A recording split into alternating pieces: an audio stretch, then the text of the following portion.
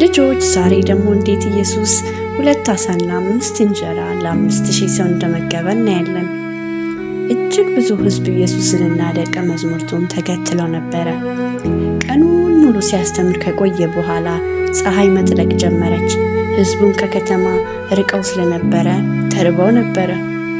ደቀ መዛሙርቱ ወደ ኢየሱስ ቀርበው ሕዝቡን ምግብ እንዲገዙ ወደ ቅርብ መንደሮች እንዲሄዱ አሰናብታቸው አሉት።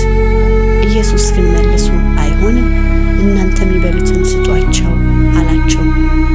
ደቀ መዛሙርቱ ተገረሙ።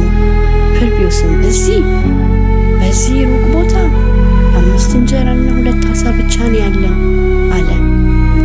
ይህ ለብዙ ሰዎች ለመመገብ እንኳን አይበቃ ብሎ መለሰ። ኢየሱስ በረጋ መንፈስ እነሱን ወደ እኔ አምጡልኝ አላቸው።